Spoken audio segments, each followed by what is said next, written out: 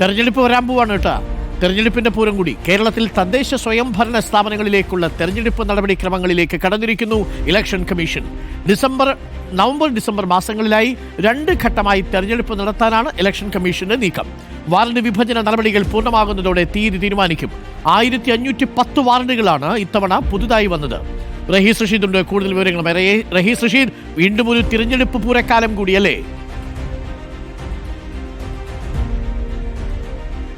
അരുൺ, അങ്ങനെ തന്നെയാണ്. സംസ്ഥാനത്ത് വീണ്ടും രാഷ്ട്രീയ പാർട്ടികൾക്ക് ഒരു ഉത്സവകാലമായ തിരഞ്ഞെടുപ്പ് കൂടി വരികയാണ്. തദ്ദേശ സ്വയംഭരണ തിരഞ്ഞെടുപ്പാണ് നവംബർ ഡിസംബർ മാസങ്ങളിൽ നടത്തുവാൻ വേണ്ടി സംസ്ഥാന തിരഞ്ഞെടുപ്പ് കമ്മീഷൻ തീരുമാനിച്ചിരിക്കുന്നത്. നവംബർ അവസാന ആഴ്ചയും ഡിസംബർ ആദ്യ ആഴ്ചയുമായി 2 ഘട്ടങ്ങളായിരിക്കും സംസ്ഥാനത്തെ തദ്ദേശ സ്വയംഭരണ തെരഞ്ഞെടുപ്പ് നടക്കുക. കഴിഞ്ഞ തദ്ദേശ സ്വയംഭരണ തെരഞ്ഞെടുപ്പ് 3 ഘട്ടമായാണ് നടന്നത്. അത് കോവിഡിന്റെ പശ്ചാത്തലത്തിലായിരുന്നു 3 ഘട്ടമാക്കിയത്. ഇത്തവണ മുമ്പുണ്ടായിരുന്നത് പോലെ തന്നെ 2 ഘട്ടമായി തെരഞ്ഞെടുപ്പ് നടത്താനുള്ള തീരുമാനം സംസ്ഥാന തെരഞ്ഞെടുപ്പ് കമ്മീഷൻ എടുത്തു കഴിഞ്ഞു. ഡിസംബർ 3-ാമത്തെ ആഴ്ച പുതിയ ഭരണസമിതി എല്ലായിടത്തും ചുമതലയേൽക്കുന്ന തരത്തിലാണ് നടപടിക്രമങ്ങൾ തുടങ്ങിയിരിക്കുന്നത്. വാർഡ് ഡീലിമിറ്റേഷൻ പ്രോസസ്സ് ഈ ആഴ്ചയോടുകൂടി അവസാനിപ്പിക്കാനാണ് തീരുമാനം. അതിനുള്ള നടപടിക്രമങ്ങൾ ഏതാണ്ട് അന്തിമഘട്ടത്തിലാണ്.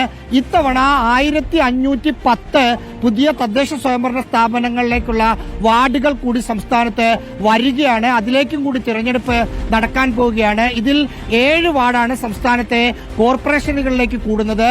മുനിസിപ്പാലിറ്റികളിലേക്ക് 128 വാർഡുകൾ കൂടും. ബാക്കി മുഴുവൻ വാർഡും പഞ്ചായത്തുകളിലേക്കാണ് കൂടുക. സംസ്ഥാനത്ത് 1200 തദ്ദേശ സ്വയംഭരണ സ്ഥാപനങ്ങളാണുള്ളത്. ഇതിൽ 1199 ഇടത്തും നവംബർ ഡിസംബർ മാസങ്ങളിൽ തെരഞ്ഞെടുപ്പ് നടക്കും. നമുക്കറിയാവുന്നതുപോലെ 2027 വരെ മട്ടന്നൂർ കോർപ്പറേഷനിലെ കാലാവധിയുണ്ട്. അവിടെ എല്ലാ തവണയും 2 വർഷം വ്യത്യാസത്തിലാണ് തെരഞ്ഞെടുപ്പ് നടക്കുക. അതുകൊണ്ട് മട്ടന്നൂർ ഒഴികെയുള്ള 1199 തദ്ദേശ സ്വയംഭരണ സ്ഥാപനങ്ങളും നവംബർ ഡിസംബർ മാസത്തിലേക്ക് തിരഞ്ഞെടുപ്പിലേക്ക് പോവുകയാണ്. ഡോക്ടർ അരുൺ, ഓക്കെ, തെരഞ്ഞെടുപ്പിന് കാഹളമാകുന്നു എന്നർത്ഥം. അപ്പോൾ പ്രിയപ്പെട്ട പ്രേക്ഷകരെ, തെരഞ്ഞെടുപ്പിന് ഒരുങ്ങിക്കൊള്ളുക.